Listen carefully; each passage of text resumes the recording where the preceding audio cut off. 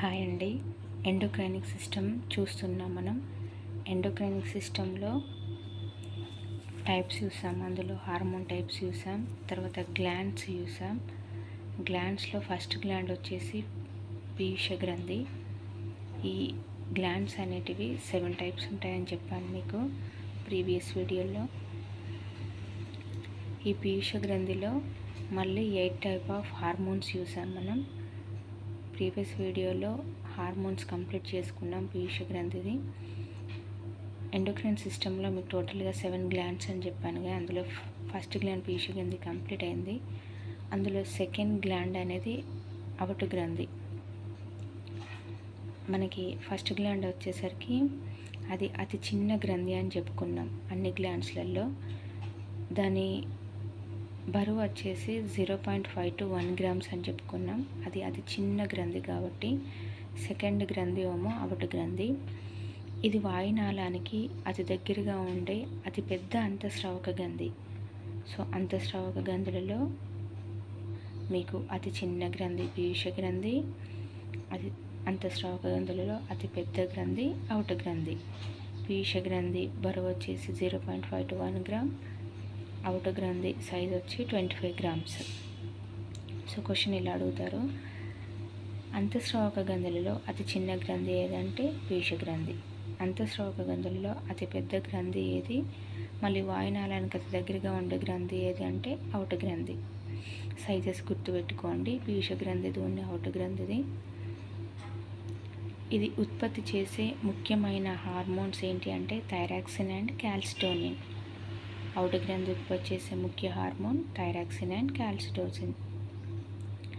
Thyroxine ఉత్పత్తికి మెయిన్గా ఉపయోగపడే మూలకం ఏంటిదంటే అయోడిన్. ఈ అయోడిన్ మనకు అధికంగా లభించే పదార్థాలు సముద్ర ఉత్పత్తులైన చేపలు, సముద్రపు చేపలలో ఎక్కువగా ఉంటుంది. అందులో మెయిన్గా రొయ్యలోను పీతలలో అయోడిన్ అనేది అధికంగా ఉంటుంది. అండ్ సెకండ్ వన్ ఉప్పును కలుపు మొక్కలలో కూడా అయోడిన్ అధికంగా ఉంటుంది. ఈ థైరాక్సిన్ యొక్క ముఖ్య విధులు ఏంటంటే బిఎంఆర్ బేస్ మెటబాలిక్ రేట్ను పెంచడం దాని యొక్క ముఖ్య విధి. అండ్ మూత్ర విసర్జన మరియు శారీరక పెరుగుదలను, మానసిక పరిపక్వతను పెంచడంలో ఈ థైరాక్సిన్ అనేది మెయిన్గా యూజ్ అవుతుంది. సో అవుటి గ్రంథులలో మెయిన్గా ఉండే ఏంటంటే థైరాక్సిన్. ఈ థైరాక్సిన్ ఉత్పత్తి మనకి ఎక్కువ ఎందులో ఉంటుంది, సముద్రపు చేపలు, ఉప్పు, కలుపు నీటి మొక్కలు. సముద్ర చేపలు అంటే ఏంటి, రొయ్యలు, పీతలు, ఉప్పును కలుపు మొక్కలు. ఈ థైరాక్సిన్ యొక్క ముఖ్య విధులు ఏంటి, బిఎంఆర్ను పెంచడం, మూత్ర విసర్జన, శారీరక పెరుగుదల మరియు మానసిక పరిపక్వత కలిగి ఉండడం. ఇది థైరాక్సిన్ అనేది లోపిస్తే పిల్లలలో బుద్ధిమాంద్యత్వం అనేది వస్తుంది. అదే పెద్దవాళ్ళలో శారీరక అలసట అనేది ఏర్పడుతుంది. మనకి ఈ థైరాక్సిన్ లోపిస్తే పిల్లలలో బుద్ధిమాంద్యతాన్ని క్రెటినిజం అని అంటారు. పెద్దవారిలో ఈ శారీరక అలసటనేమో మిక్సో ఏడియా అని అంటారు. మిక్సో ఏడియా ఇవి గుర్తుపెట్టుకోండి, ఎక్కువగా రిపీటెడ్గా క్వశ్చన్స్. థైరాక్సిన్ లోపిస్తే పిల్లలలో క్రెటినిజం, పెద్దవారిలో శారీరక అలసట వల్ల మిక్సో ఏడియా. థైరాక్సిన్ అనేది ఎక్కువైతే ఎగ్జిఫాల్మిక్ గాయిటర్, ఇది ఎక్కువ అవడం వల్ల ఎగ్జాఫాల్మిక్ గాయిటర్ అనే వ్యాధి వస్తుంది. అది ఎగ్జాఫాల్మిక్ గాయిటర్ అనేది వస్తే ఎలా ఉంటారు అంటే కొందరు వ్యక్తులలో కనుగుడ్లు అనేటివి బాగా వాచి బయటికి పొడుచుకొని వచ్చినట్లుగా ఉంటాయి వారి ఐస్. సో వారిని మనం గుర్తుపట్టచ్చు. ఎక్కువగా ఐస్ అనేటివి పెద్దగా ఉంటాయి కనుగుడ్లు, వాటిని ఎగ్జోఫాల్మిక్ గాయిటర్ అని అంటారు. లోపిస్తే 2 రకాల ఉంటాయి, ఎక్కువైతే 1.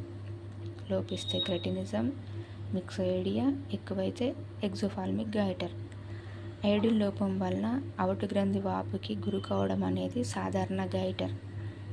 ఈ అయోడిన్ లోపం వలన అవటి గ్రంథి అనేది వాపుకి గురవుతుంది. దీన్ని సాధారణ గాయిటర్ అని అంటారు. సో ఎండోక్రైనిక్ సిస్టంలో మనం పీయూష గ్రంథిని కంప్లీట్ చేసుకున్నాం, అవుట గ్రంథిని కంప్లీట్ చేసుకున్నాం. పీయూష గ్రంథి అనేది అతి చిన్న గ్రంథి, అవుట గ్రంథి అనేది అతి పెద్ద గ్రంథి. ఈ అవుట గ్రంథి అనేది ఉత్పత్తి చేసే హార్మోన్స్ థైరాక్సిన్, క్యాల్టోసిన్. ఎన్ని రకాల హార్మోన్స్ అని అడుగుతారు. అవుట గ్రంథిలో 2 టైప్స్ హార్మోన్స్, థైరాక్సిన్ అండ్ కాల్సిటోసిన్. ఈ థైరాక్సిన్ ఉత్పత్తికి అయోడిన్ అనేది ముఖ్యమైన మూలకం. అయోడిన్ అనేది ఎక్కువగా రొయ్యలు, పీతలను, ఉప్పు కలుపు మొక్కలలో ఉంటుంది. దీని యొక్క ముఖ్య విధి బిఎంఆర్, బేసల్ మెటబాలిక్ రేట్ను పెంచడం, మూత్ర విసర్జన, శారీరక పెరుగుదల, మానసిక పరిపక్వతను కలిగి ఉండేలా చూడడం థైరాక్సిన్ యొక్క ముఖ్య విధి. ఇది లోపిస్తే బుద్ధిమాంద్యత్వం, పిల్లల్లో క్రెటినిజం, పెద్దవారిలో మిక్సోయేడియా.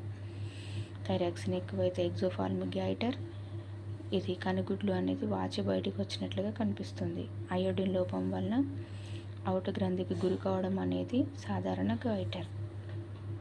సో దీంతో మనకి పీయూష గ్రంథి ఉన్న అవుట గ్రంథి అనేది కంప్లీట్ అయింది.